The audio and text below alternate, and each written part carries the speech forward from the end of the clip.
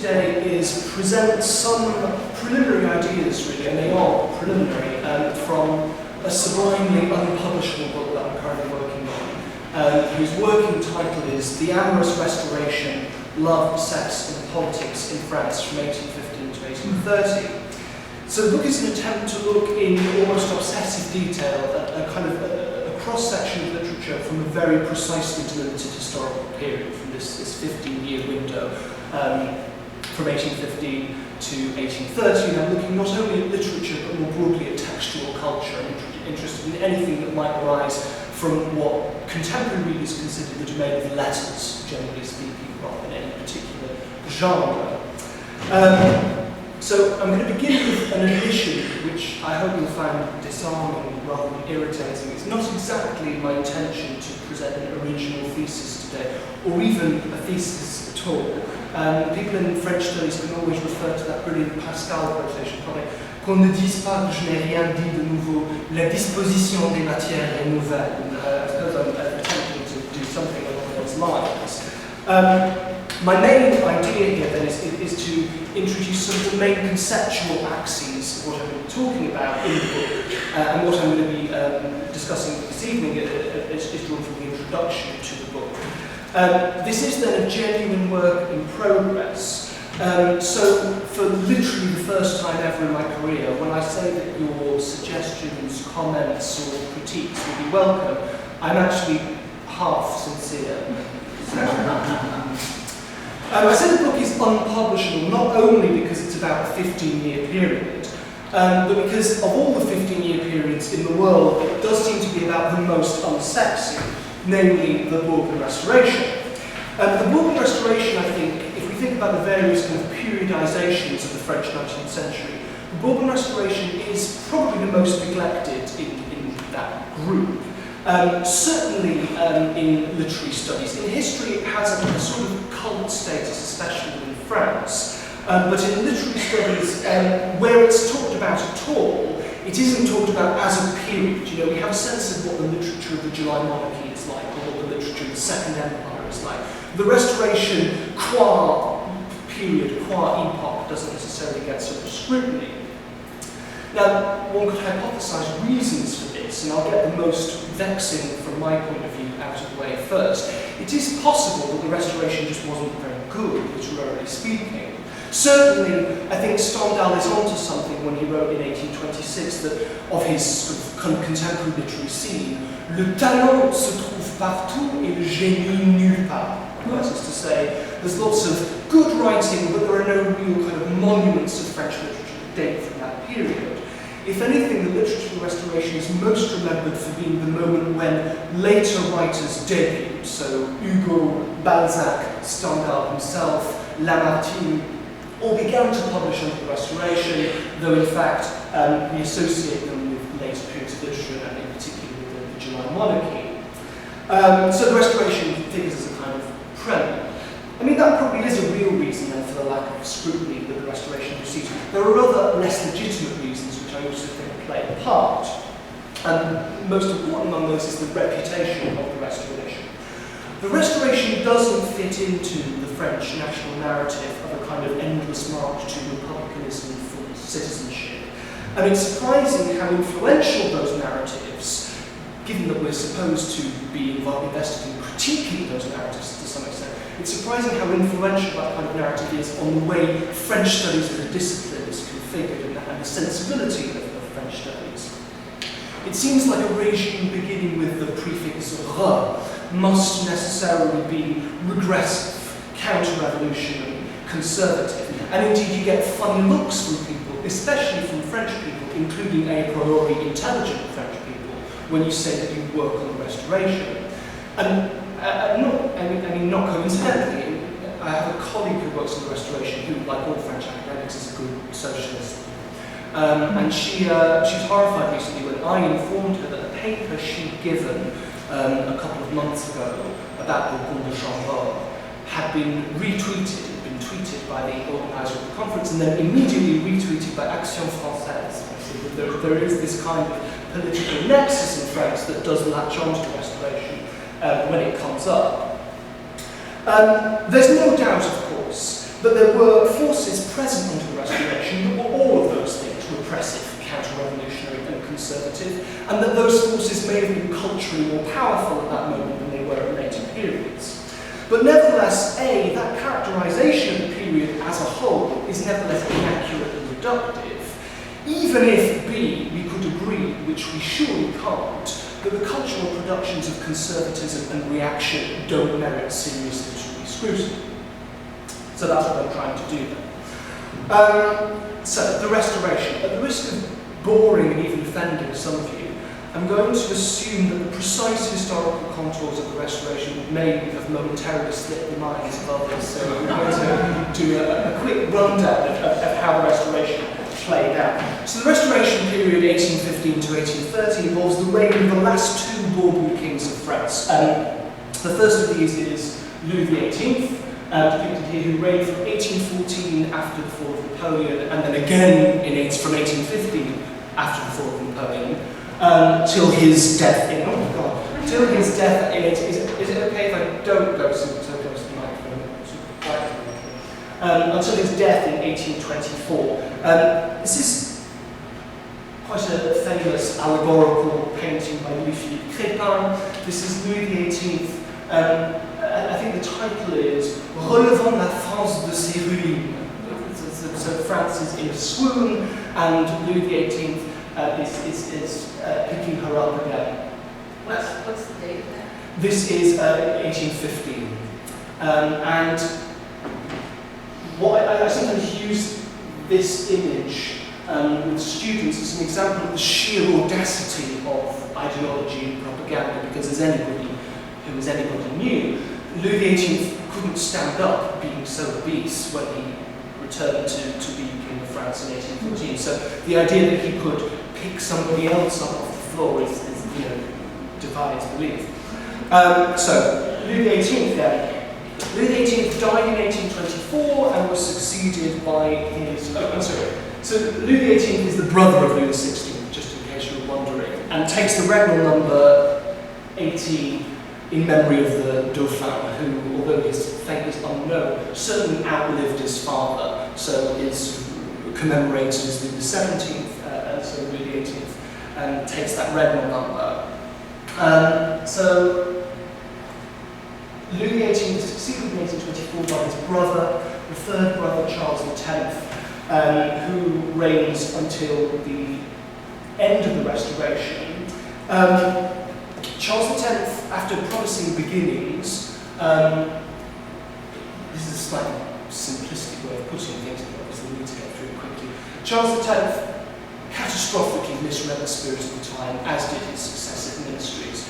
The regime became extremely unpopular, and the king personally became extraordinarily unpopular, and he was eventually ousted. I've also got on here his two sons, Louis-Antoine Duc d'Angoulême and the Duc de Berry, whose presence in this PowerPoint is as pointless as their presence in history turned out to be, so we'll kind of move on from that. We'll have the two kings who together make up the Restoration. So, why am I interested in the Restoration? My initial desire to work on the period came from a kind of odd convergence between a quotation that I'd always found interesting and sort of perceptive, and some moments in Restoration literature that I happened to come across for other purposes while I was working on inheritance.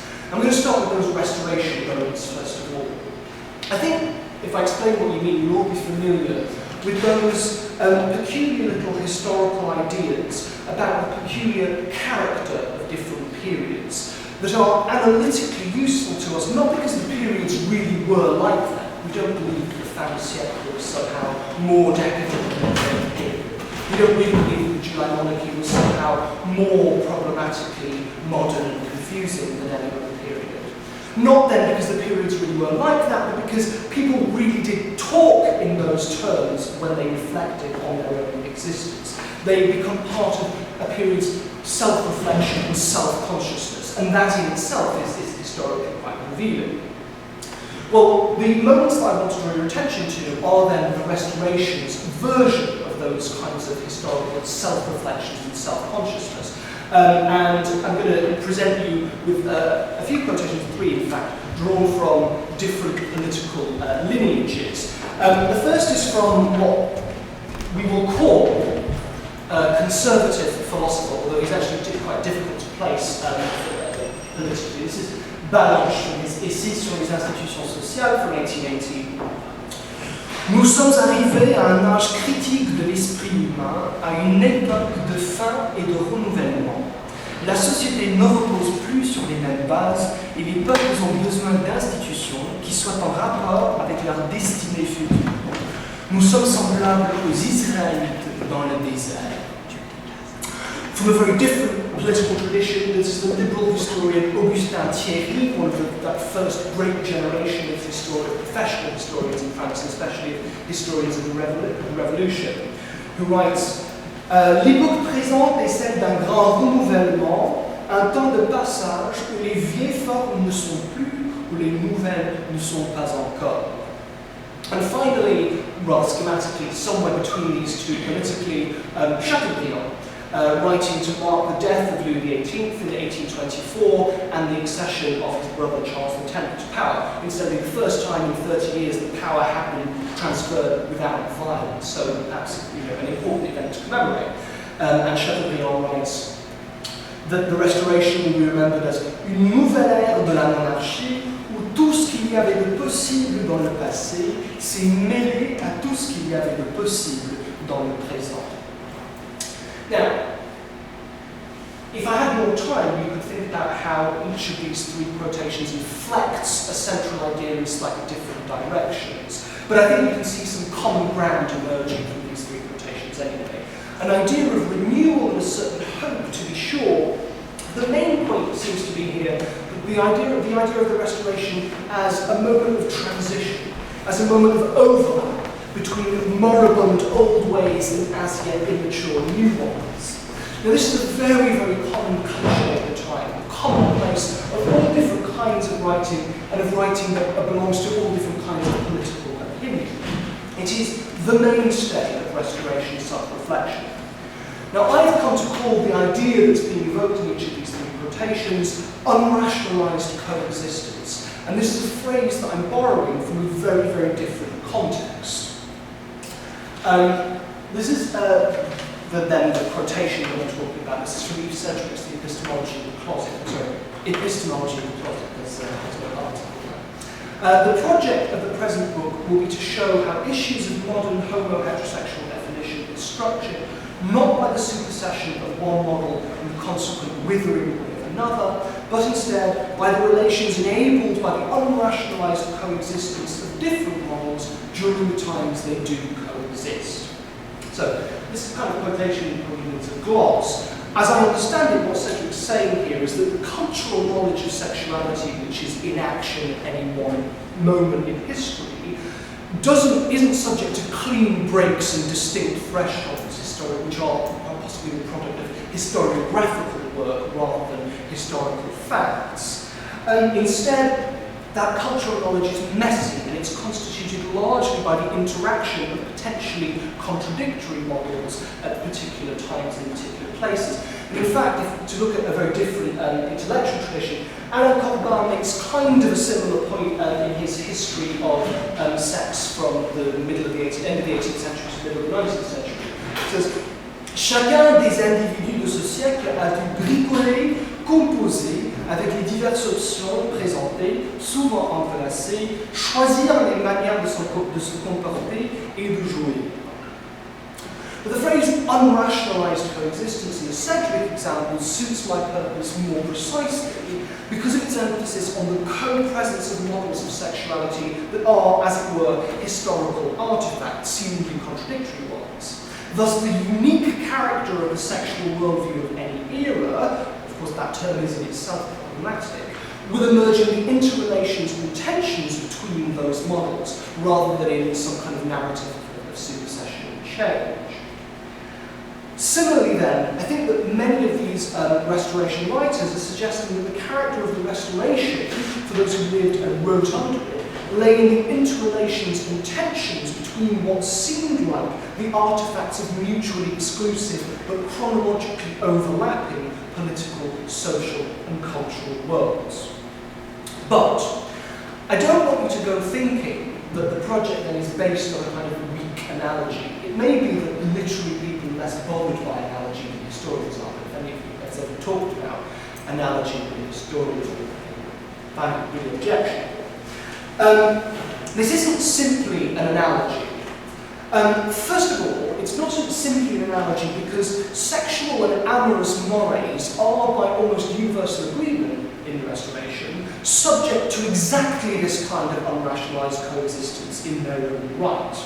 Thus, the satirist Etienne de Jouy, a very popular liberal satirist, in introducing his Guillaume de Franc Parleur, which is a kind of survey of French mores, which appeared from 1815 to 1817, speaks these two really nice phrases. He speaks of l'indécision des mœurs and la bégarure d'usage that reign in French sexual manners and French sexual affairs under the Restoration. So that same kind of idea of a kind of instability of mores and customs is projected onto love as well. But more importantly, this isn't simply an analogy because the second crucial premise of the project is that sex and love figure prominently in all kinds of Restoration writings, though particularly in fiction, it has to be said, as the privileged metonymies of the unrationalised coexistence of broader social and cultural forces. So, to give you some examples of that then, and most of these are actually drawn from novels, though not all of them.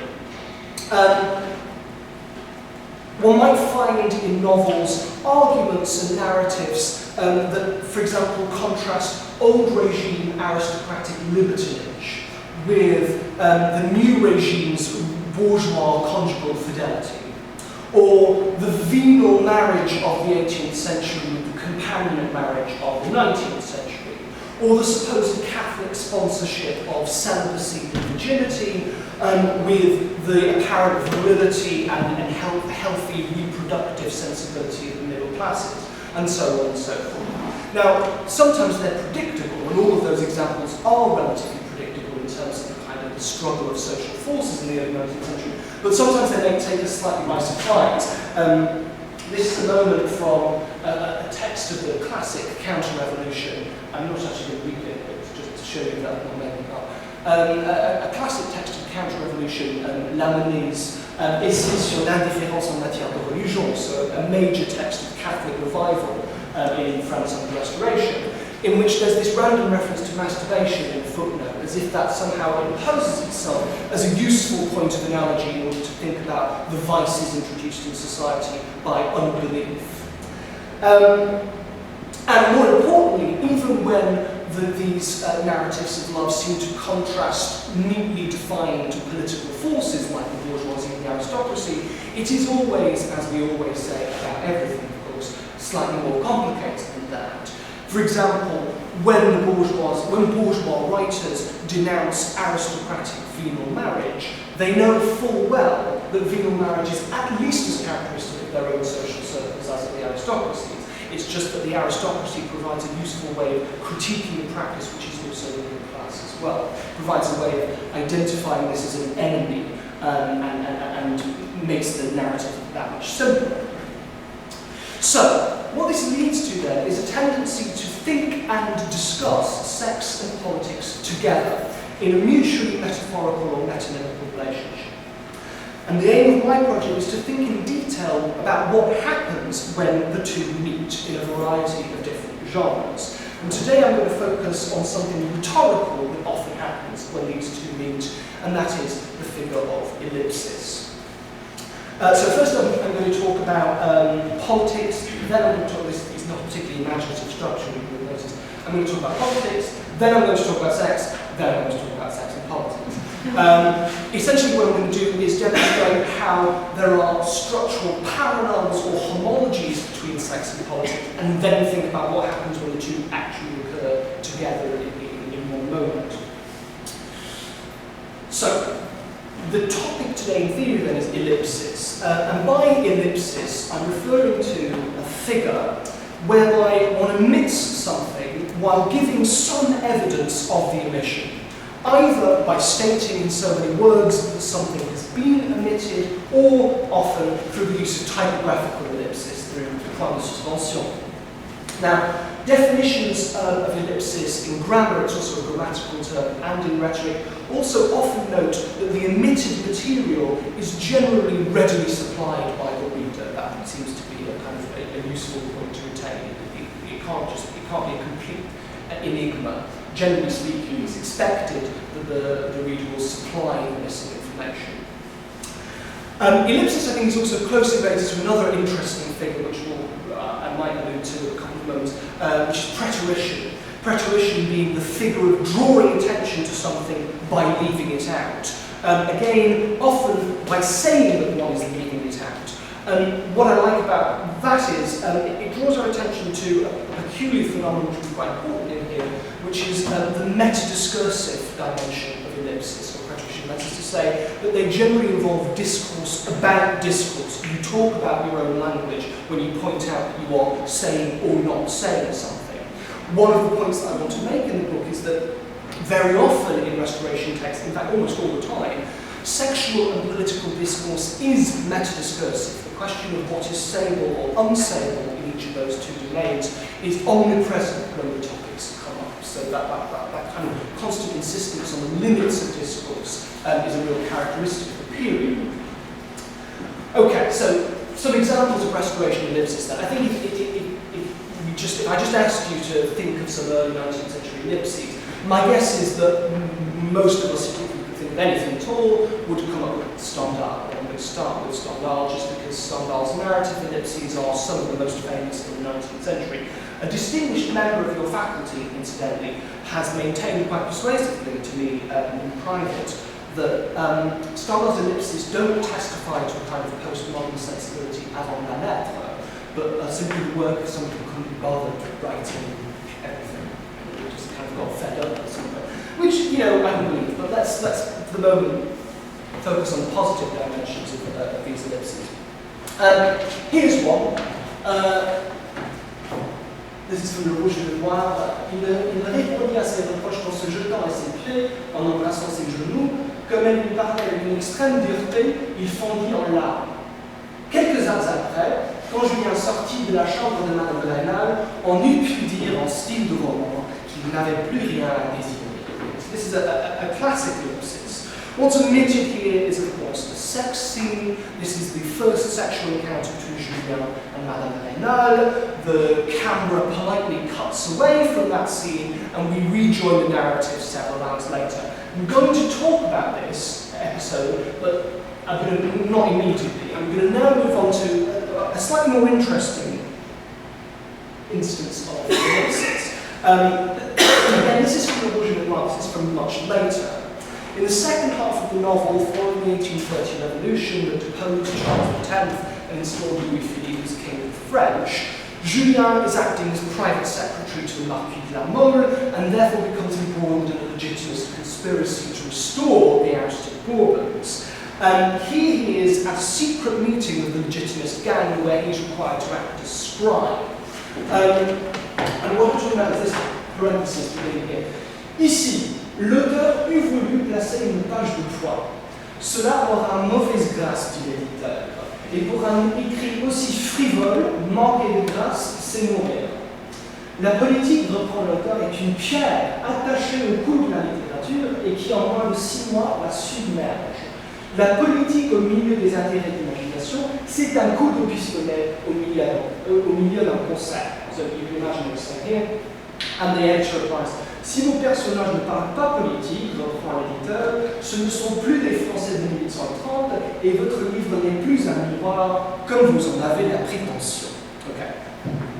This is a really odd moment, and it's supposed to be odd for at least one particular reason. The way a lot of this part of the novel works is by generating a sense of disorientation in the reader, which Stendhal does through Julien's admittedly rather self-serving ignorance or half incomprehension of what's happening. So we have to kind of reconstruct what's really going on through the gauze of Julien's kind of failure to decode the reality of what's happening around him. This is also, of course, a very visible moment of meta-discourse. Here here, the narrator author talks in detail about how the text is being put together. The narrator, speaking as if the author, adds to our disorientation by interrupting the narrative to announce effectively the omission of an omission. He would have liked to skip over the political talk that follows with a page-long ellipsis. He would have preferred to do this, he says, on aesthetic grounds, since politics is ugly and it dates a book prematurely and therefore has no place in the world of literature. The so-called editor's so-called response, of course, is also aesthetic. These are both aesthetic arguments. Since this book's aesthetic raison d'etre is to be a mirror, to be one that provides a kind of accurate reflection of society, the narrator author simply can't allow himself the luxury of an omission or a suppression. What future generations will come to call realism demands exhaustivity in its approach to the real. Now, this is a really fascinating moment, and you could talk about it obviously for several hours. I'm going to come back to it a couple of times. But first, I want to think about that idea of a page of dots, of a page-long ellipsis. Some of you who've read Stendhal's De l'Amour will know that there are a number of chapters of De l'Amour which are in fact just pages of dots, and we'll think about what that might mean in a moment. But I want to just put that in a slightly broader rather than Stendhalian context, and wonder if what Stendhal has in mind here might not look something, though regrettably not exactly, like this. This is the front page and the second page of the Journal des Débats from the 1st of July 1827. The main story, as you can see, is blank. That's because following a major ministerial crisis at the end of the previous month, press censorship had been reinstated. The article was forbidden by the censor, and so the paper went to press with a blank where the story had been. Of course, the reason for this was not simply that it was difficult to find a new copy at short notice. Clearly this blank makes a statement, and Chateaubriand expresses what that statement is quite nicely in a pamphlet that was published at exactly the same time in 1827, called Du rétablissement de la censure. Premièrement, il est convenu autant que possible entre les records de la pensée que les blancs n'auront pas lieu. This is the attitude of the censors. En effet, les blancs qui annoncent les suppressions mettent le lecteur sur ses gardes. C'est comme s'ils lisaient le nom de la censure. Écrit au haut du journal, on craint l'effet de ce mot honteux. Esclaves, soyez mutilés, mais cachez la marque du fer. Subissez la torture, mais donnez-vous garde de ne pas être disloqués. Portez des chaînes avec l'air de la liberté. So, as Chateaubriand suggests, the government found blanks at least as subversive as the material that they replaced, and so blanks were swiftly forbidden by the censor, at which point a number of newspapers experimented with different techniques, including dashes and, yes, dots. Which became a kind of cat and mouse game, and ultimately all of those were suppressed as well. Unfortunately, it's impossible to find a digital image of any of those dots and dashes, and we're going to try and get a slide to make some of those pages. Now, this form of ellipsis, as the Chateaubriand quotation makes clear, is not at all the absence of signification. The blank itself refers to the censor's work, and thus to the regime's control of knowledge, while in any case, the robust Restoration public sphere meant very often that the missing content was already public knowledge anyway. Not least because a journal with a different editorial outlook will publish the same story but with a different outlook, so you will know what today's top story is and you will imagine what the Journal might want to say about it. And so in that sense, that kind of ellipsis is that true ellipsis where the content is readily supplied in any case. We know what our newspapers think about our rulers, and we know what people are talking about, and so we're able to fill in the blanks for ourselves. The power of these ellipses, then, is to unmask the discursive prohibitions and restrictions that produce them. They thus have an oppositional signifying power in their own right. So while we might be tempted to say that an ellipsis in a Restoration text marks an ideological hotspot, we have to add that the ellipsis makes the spot hotter, potentially even hotter than if it weren't there at all. And it's no doubt for that reason that ellipsis became such a mainstay of Restoration oppositional discourse, even, I'd like to suggest, in circumstances where it wasn't actually necessary. So the following is an exemplary case. This is from a novel by a liberal novelist called Auguste Ricard. It's from a roman de mœurs, so a sort of precursor of realism in some ways, called La Grisette, which is from 1829, so the very, very tense end of the Restoration. In the first chapter, one of the young heroines is callously seduced by a vile cad named Frédéric, who gets her pregnant and then dumps her on the doorstep of one of her friends to be looked after, with a baby aunt. And the next chapter begins in the following way. Le lecteur s'attend sans doute à trouver ici la relation des faits et gestes de M. Frédéric et la cause qui l'avait forcé à venir déposer Clara pendant une nuit d'orage sur le seuil d'une porte à nuit. Cette relation existe en effet, nous l'avions rédigée sur les documents les plus authentiques et nous avions l'intention de la placer ici. Mais nous avons appris que M. Frédéric, après être sorti du bagne, où le lecteur nous verra entrer à la fin de cette histoire, s'était affilié à de certains gens, était entré dans certaines sociétés, faisait partie de certaines, j'allais dire le mot. Et comme cette société, cette affiliation, est, grâce à Dieu, florissante aujourd'hui pour le plus grand bien de tous, comme elle s'enfle et grossit tous les jours, et que moi, chétif romancier, je sais tout le respect que la raison doit à la force, j'ai jugé à propos de supprimer cette partie de mon récit, sauf à la publier plus tard, si le temps le permet, ce que j'espère. Okay, so the rash of ellipses on the second page constitutes just the kind of hotspot I'm talking about. What in another decade we might have called, a moment of textual crisis or some such.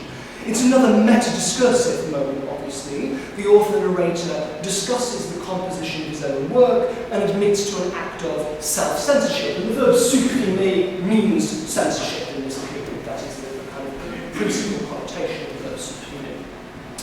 So, what then has been suppressed?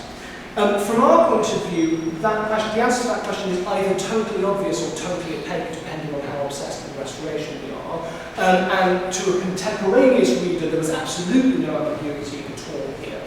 Frédéric has become a Jesuit. And Ricard, in this passage, alleges that the power of the clerical faction, of the Jesuits, of the mysterious congregation, that body of kind of wicked, conspiring Catholics, prevents him, a humble novelist, from speaking the truth about the crimes, doubtless more sexual wrongdoing, of one of their number. So just to explain this in context then, this passage reflects the status of anti-Jesuitism and more broadly anti-clericalism as the major language of opposition at the end of the Restoration. In the last 5 or so years of the Restoration especially, that was the language of opposition to the regime. Charles X's great personal piety made that very powerful token of resistance to the regime. You will remember incidentally that the Jesuits and the Congregation are both the kind of villains of the Rouge and noir as well. It's Stendhal's bugbears as much as anything else's. So this is an exemplary exemplary of the political use of ellipsis for a couple of reasons. First of all, this is the important thing, the text has not been censored. Novels weren't subject to censorship in the true sense of preliminary censorship. Nor is it obvious that the sort of narrative alluded to here, had it been included, would have been subject to prosecution after the fact for something like damaging respect due to the state religion. It's not clear that this would have been a dangerous thing to publish. So the ellipsis then has been chosen, and of course the other reason that we know it's been chosen is because there is no narration of the misdeeds of Frédéric, because Frédéric is a made-up character. There is no omission. There's no omitted content.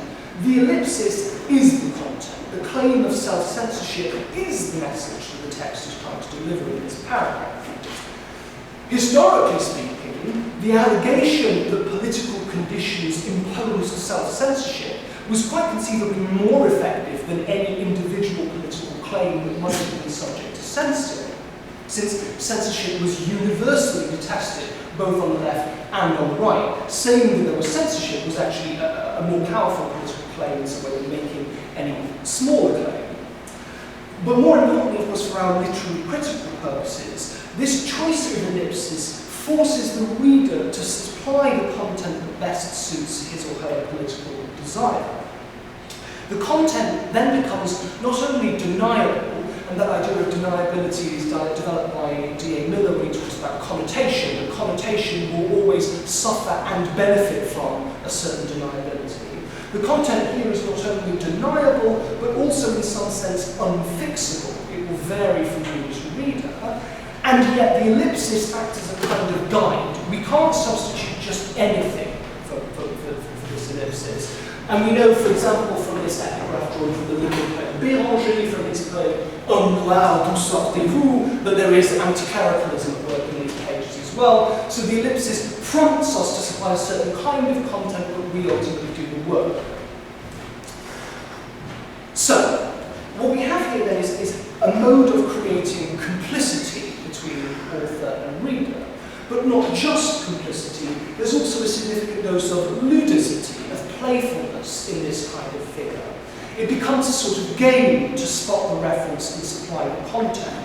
As Stendhal himself claimed in 1825, the work of censorship had in fact produced a restoration public that was uniquely able to saisir les allusions les plus cachées. That restoration readers had this kind of hypertrophied interpretative faculty that allowed them to spot, and who knows, perhaps paranoidically invent, references to political and, as we'll see, sexual matters everywhere. And especially when they were marked by ellipses like this. So, to return then to that moment of non-ellipsis in Le Rouge et le Noir, it's worth noting that that passage where Julien acts as the scribe comes from the part of the novel that was written after and referred to the events of July 1830, the end of the Restoration. Happening, that is, after the change seditiously alluded to in the final sentence of this quotation from Ricard. Je jugeais à propos de supprimer cette partie de mon récit, sauf à la publier plus tard, si le temps le permet, ce que j'espère. Si le temps le permet, meaning not if I've got time, but if the times allow it. That is to say, if the times change, that is to say, if the regime changes. That change has happened in Le Rouge et le Noir, and Stendhal, in that half-ironic, half-serious, but more half-ironic than half-serious way that is always his, seems almost to lament that discursive, that change in discursive regime, almost to express a kind of nostalgia for the era of censorship. The July monarchy abolished all censorship as one of its first acts. That didn't last, of course. But at this period, at least, it's the novelist's duty to celebrate this new frankness by abandoning yesterday's rhetoric of illusion, ellipsis, and interpretation, and by embracing a new regime of explicitness, even if the result is a bit ugly. And sure enough, the main forum of censorship under Restoration was, of course, the theatre. The stage has always been the most heavily censored medium. And the end of theatrical censorship in 1830 produced loads and loads of editorials by theatre critics who previously complained about censorship, lamenting the loss of censorship because it now meant that plays were so vulgar and coarse and overlong and so on and so forth. So Stendhal kind of playfully adopts that sense of melancholy, and indeed, just to try and do a little bit of close reading, this tense, the conditional perfect, voulu, that is the tense of melancholy in the July. Remember, it's when you express the kind of disjuncture between the self and the era. Julien would have been this, or he would have done that, or in different circumstances, in a different period, he could have done this. And so there's that sort of same kind of melancholy language creeps in. So, moving on to opening onto a much more complicated set of questions, which actually Professor Leverson has written about much more authoritatively than I ever could, about the relationship between taste and censorship. It almost seems in this moment as if what's coming to the fore is the way that taste might ultimately become complicit with censorship.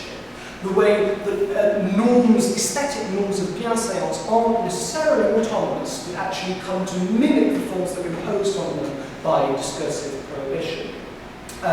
It's an interesting idea, and I won't get time to develop. That then is the place of ellipsis in the political discourse of the Restoration. So in the next section that I want to show that the use of that figure means that politics comes to share a certain rhetorical shape with sex. Now, ellipsis and sex, as many people know, have a very long history together, a very well-studied history together, which I don't have time to go into in much detail. I'm going to take for granted that we're all broadly familiar with such usages as, just to take a very famous example, the crime not to be named among Christians, as a designation for sodomy. And it's a useful example, and it shows how an ellipsis, or an act of preterition, is also often a circumlocution. There is no other crime not to be named among Christians, so that becomes a name for sodomy rather than a way of not naming sodomy. That will often be the case with ellipsis. But of course, we know our Foucault at least well enough to understand that the elliptical character of discourse on sexuality isn't entirely explained by prohibition and repression, still less by moral disapproval, as in the case of the crime not to be named among Christians. Indeed, even the crime not to be named among Christians is actually quite a delightful phrase to use in another conversation, or the darkest of the deeds of darkness, which is another circumlocution from the same thing. In fact, we've got a perfect counterexample in this passage that we've already looked at. In fact, quelques heures après, quand Julien sortit de la chambre de Marie de Rênal, on eût pu dire dans ce type de roman qu'il n'avait plus rien à désirer. When the narrator of the Rouge and Noir says quelques heures après, he does so not to express disapproval or repudiate knowledge of sexual congress outside of marriage. On the contrary, this ellipsis functions to create a shared space of worldliness and initiatedness between the reader and the narrator author. The sex can be permitted because it's so familiar and also implicitly extremely banal and probably kind of embarrassing. It doesn't seem like it's really very good sex. So the ellipsis works into a different way, even though it's technically the same figure. So in this moment then, we can see that complicity-generating function of ellipsis. It kind of identifies as being a shared community of knowledge with the reader. Elsewhere, it's the ellipsis rather than the sex, or actually both the ellipsis and the sex that become banal. Ellipsis functions as a kind of lazy signifier of a sort of bawdy intent, the typographical equivalent of a wink or a nudge. This is especially characteristic of a genre known as the ouvrage galant. These are cheaply produced, usually short, mildly racy works sold in the Palais Royal, where, as those of you who are familiar with Illusion Perdue will remember, literary prostitution rubs shoulders with the other kind of prostitution. This is some arbitrary examples from a text called L'amour au grand trot, which is a titillating account of sexual adventures in stagecoaches, which dates from 1820. So, in this episode, our hero finds himself sandwiched between a beautiful teenage girl, inexplicably, sandwiched between a beautiful teenage girl and her equally attractive mother, at which point the ellipses, not to mention the terrible puns, come thick and fast. So, mon papa l'a bien dit, il n'était que les voyages pour former la jeunesse, car je sentais soudain se former en moi, bref, j'étais aux anges. Chauffé de la sorte entre ces collants électriques, je me sentais le rouge monter au visage, puis les palpitations qui me forçaient de croiser ma redingote. La mère, probablement son envie de sa nature, laissait sa main avide et nerveuse s'égarer. Bon Dieu! I mean, there's no need to dwell on these moments, right? We understand what's going on here. This then is a version of the ludic character of ellipsis that I was just talking about. There's pleasure, both literary and conceivably erotic, though one can think of better ways of getting it, to be honest, to be had in filling in the blanks here. This is also, of course, a question of genre. The ellipsis here distinguishes a work of gallant literature from a work of pornography. The ellipses announce the sexual subject matter, but remain themselves decent. They mark, I've always thought this might be a useful distinction to make, they mark the difference between between the explicitly sexual, which this certainly is, and the sexually explicit, which it nevertheless isn't. There is subject matter, but there isn't actually precision. And finally, much as Stendhal's non-ellipsis, that grudging omission of ellipsis in Rouge and Noir, suggests how taste might adopt the forms imposed by repression or suppression, Restoration literature also developed what we might call an erotics of silence, an extraordinarily widespread obsession and conviction that desire is a precious secret that must not be spoken, but shared instead through a wordless mutual understanding with the lover.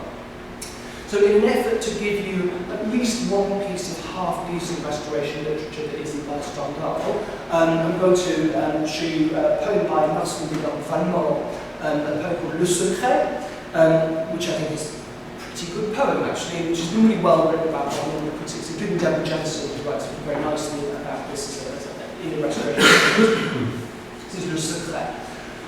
Dans la foule, Olivier ne vient plus me surprendre. Sois là, mais sans parler, tâche de me l'apprendre. Ta voix a des accents qui me font tressaillir. Ne montre pas l'amour que je ne puis te rendre, d'autres yeux que les tiens me regardent rougir. Se chercher, s'entrevoir, n'est-ce pas tout se dire? Ne me demande plus, par un triste sourire, le bouquet qu'en dansant je garde malgré moi. Il pèse sur mon cœur le désir. Et l'on voit dans les yeux plus fut que le dégoût. Lorsque je m'enfuirai, tiens-toi sur mon passage. Notre œuvre pour demain, les fleurs de mon corsage, je te donnerai tout avant la fin du jour. Mais puisqu'on n'aime pas lorsque l'on est bien sage, prends garde à mon secret, car j'ai beaucoup d'amour. This poem is entirely characteristic of the early 19th century taste in matters of love, which usually means desire. Love is a secret that one attempts to communicate to a privileged other, the lover, while striving at the same time to keep the secret from those prying other eyes, those autres yeux. Self-censorship, the suppression of speech, of communication, and of signification, all constantly crop up when, especially first-person narratives, deal with questions of love and desire. You can see those repeated negatives, for example, ne viens plus, ne montre pas, ne me demande plus. There's a kind of constant negation of speech and negation of signification, which is indicative of love narratives in this period.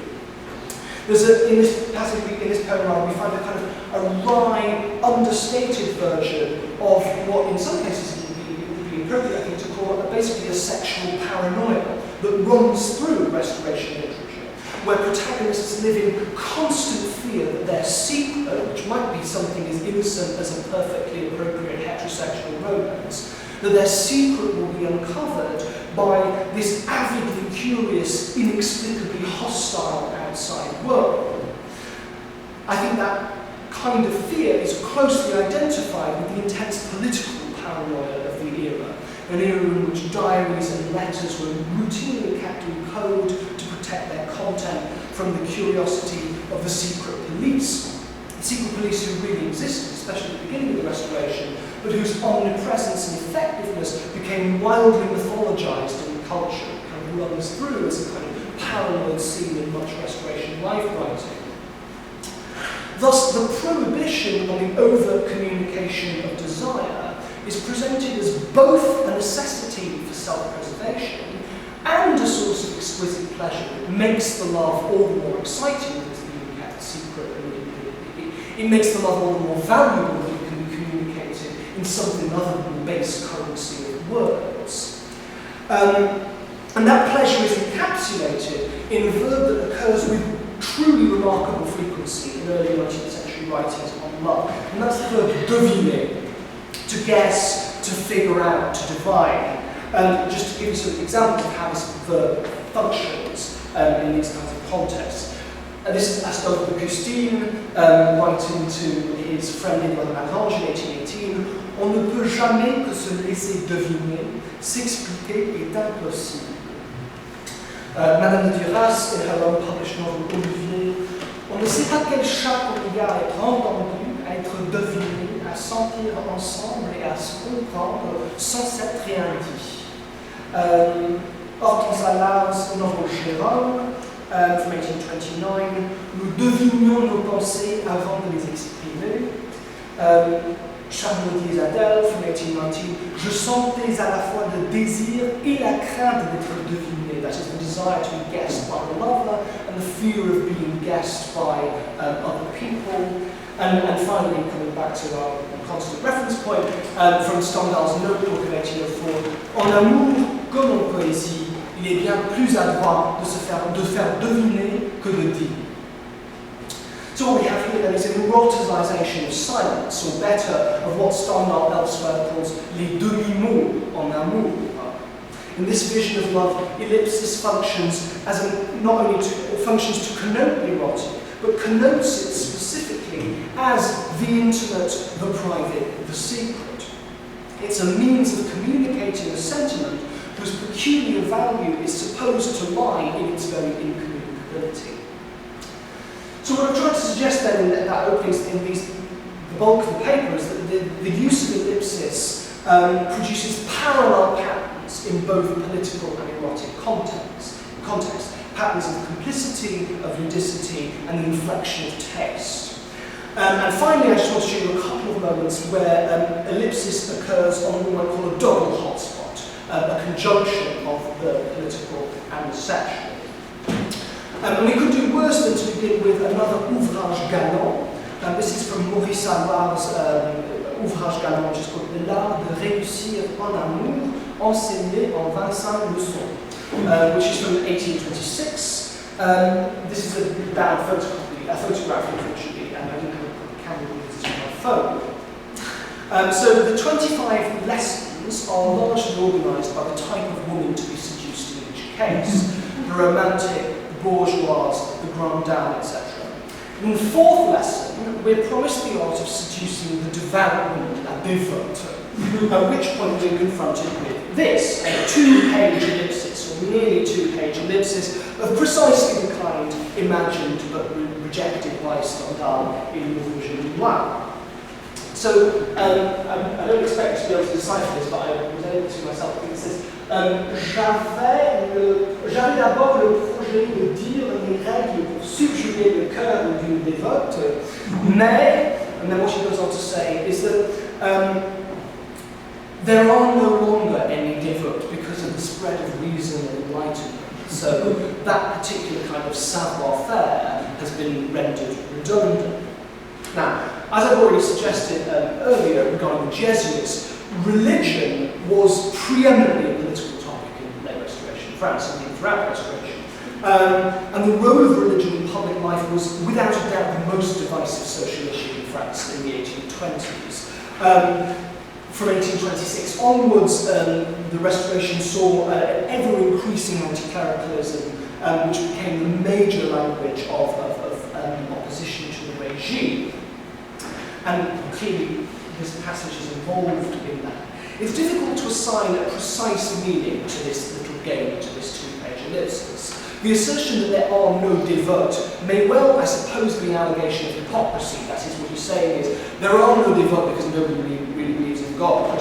And you're supposed to then supply the fact that there are lots of women who claim that they're devout anyway, but really the implication is that they're just as easy to seduce as anyone else. But that, to be honest, seems kind of an overly literal way of reading it. No doubt what's really missing here is an account of the many sexual indiscretions of those bigoted society ladies, probably of their confessors and their Jesuit friends and so on and so forth. That is to say, an anti-clerical sexual extravaganza so politically risky and sexually risque that it can't be cited, it can only be intimated. The initiated anti-clerical reader is supposed to supply that kind of narrative, that stable narrative of sexual imputation within the anti-clerical tradition. So the ellipsis, we might say, designates a shared cultural space in which those scenarios play out as more than mere private pornographic fantasies. They acquire a certain, possibly spurious, political significance, political value, when they're staged like this in the public space of literature. They acquire a kind of political meaning. So this is an ellipsis, and a very long ellipsis, that trades, you might say, on the highest level of ambiguity and openness that the figure allows. And this is a genuinely unfixable content. I want to finish in a possibly slightly self-contradictory way. I was thinking about this as I came here. I'm not sure I can get around this contradiction. I want to finish with a moment from a text that, on the contrary, controls the political and sexual meanings of the ellipsis much more closely, yet where the presence of ellipsis is all more interesting. And this is another novel by Auguste Ricard, which is called Le Cocher de Fiacre. It's a 4-volume novel from 1828. And in this scene, the eponymous coach driver, salt of the earth fellow named Chauvin, retires to bed with his wife Suzanne, and the two begin to exchange caresses. So the scene and the chapter ends with a playful argument between the two spouses about how the bedclothes have got so rumpled at the Sacre Diane, ma femme, they've had a little argument about something. Sacre Diane, ma femme. Alors, ne vas-tu pas te fâcher à présent en disant ton vilain mot de Sacre Diane? Tu as fait un mouvement comme un furieux et tu as tout abîmé le lit. Ce n'est pas mon Sacre Diane qui a dérangé le lit, madame. Bah, et qu'est-ce donc, s'il vous plaît? C'est toi tout à l'heure, Suzanne. C'est vrai, tu gesticules si fort quand. Oh, est-il menteur, mais dis donc, est-ce que tu dors? Okay. I suppose this is kind of minimally exciting little moment. What we have here is a reference to female pleasure, presumably to a female orgasm. But the reader is not allowed to interpret this allusion to Suzanne's orgasm or sexual enjoyment in a vacuum. Because in lieu of a sex scene, the previous pages have offered instead a narratorial interruption intended to make sense of the couple's intimacy. The couple being past 40 and married for more than 2 decades, the narrator says, no doubt you won't believe at all that they've chosen to go to bed with each other. It's almost unimaginable that people who've been married for so long would do. And so he then allows himself a word of justification to the supposedly incredulous and also explicitly female reader. Vous ne comprenez peut-être pas qu'un mari de 40 ans trouve encore de ces doux moments de tendresse avec une femme qu'il voit tous les jours, qui sans cesse est là, toujours là, avec son joli, son vilain visage. En effet, cela ne soit guère dans un monde où le vice et les passions flétrissent si promptement le cœur et les traits des belles dames et des beaux messieurs. Mais dans le monde de Chauvin, où l'on ne mène pas la vie de tambour battant, on conserve plus longtemps l'activité, le feu de la jeunesse, et l'on est dédommagé de quelques privations qu'impose la fortune par le bonheur de pouvoir aimer encore à l'âge où nos éléments ne sont presque plus de ce monde. Qu'en dites-vous, madame? La petite propriété n'a-t-elle pas bien son mérite? Okay, so Madame Chauvin's pleasure is not gratuitous, nor is it strictly hers. It is, first and foremost, the proof of her husband's ability and vitality. Here, as so often in 19th century writing, female sexuality acquires meaning in relation to masculine desire and self-representation. Even then, however, virility and vitality are not so much Chauvin's virtues as those of his class, implicitly the petite bourgeoisie, la petite propriété. And more importantly, of course, they are explicitly not the virtues of the aristocratic elite, who are too withered by youthful bad sex, that is by le vice et passion, to know good sex, meaning of course morally proper sex, in later life. And the axiological language of vice and merit that we find here makes clear that what the narrator ironically presents as a mere economic compensation is in fact more properly understood as a mark of moral superiority. Bourgeois sex is just better because the bourgeoisie is better.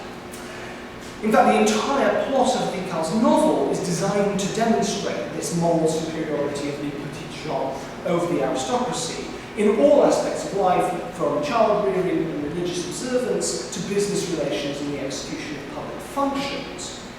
This episode simply reminds us that there's no area of human experience too intimate or taboo to be appropriated by political narrative. So the remaining question is, given that subtlety and implication are obviously not Ricard's literary objectives here, what is the ellipsis doing there?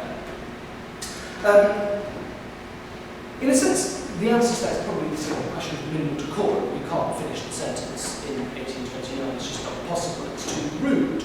But at the same time, the effect of the ellipsis will always be more than that. It seems like the ellipsis here pays lip service to the idea that the marital orgasm is irreducibly private, even as the text makes clear that its existence is, on the contrary, testament to a sort of public virtue.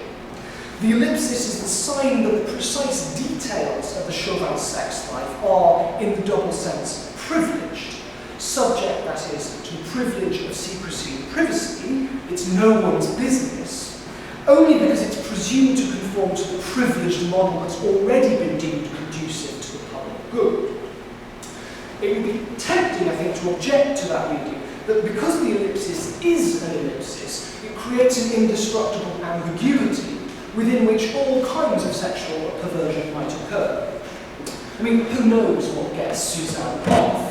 I won't lower the tone by giving specific suggestions, but the placing of the ellipsis means that there's no good reason to suppose that reproductive vaginal intercourse in the missionary position is the only thing that Suzanne likes. And in any case, she's past childbearing age, so that principal manner of recuperating